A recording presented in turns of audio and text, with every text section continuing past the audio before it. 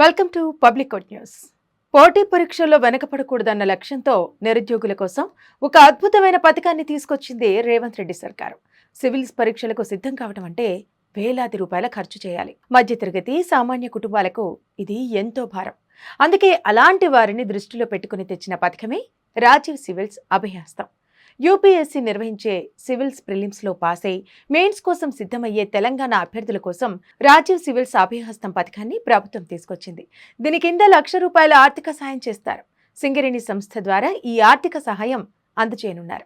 EWS quota కింద general అభ్యర్థులతో పాటు BC, SC, ST సామాజిక వర్గాలకు చెందిన వారు ఈ పథకానికి అర్హులు. వార్షిక కుటుంబ ఆదాయం 8 లక్షల లోపు ఉండాలి. అయితే అభ్యర్థులు తెలంగాణ శాశ్వత నివాసి అయి ఉండాలి. ప్రతి ఏటా దేశవ్యాప్తంగా 14 లక్షల మంది సివిల్స్ ప్రిలిమినరీ పరీక్షలు రాస్తున్నారని అంచనా. ఇందులో ఏటా తెలంగాణ నుంచి 50,000 మంది ప్రిలిమ్స్ కు హాజరవుతున్నారు.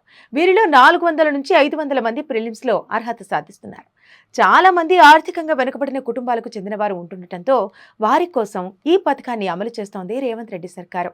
మరోవైపు రాష్ట్రంలో నిరుద్యోగ సమస్య పరిష్కారానికి రేవంత్ రెడ్డి సర్కారు మరో కీలక నిర్ణయం తీసుకుంది.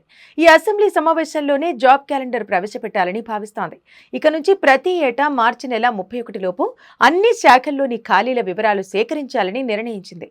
జూన్ 2 నాటికి నోటిఫికేషన్ ఇచ్చి డిసెంబర్ 9 లోపు నియామక ప్రక్రియ పూర్తి చేసేలా చర్యలు తీసుకునేందుకు సిద్ధమవుతోంది.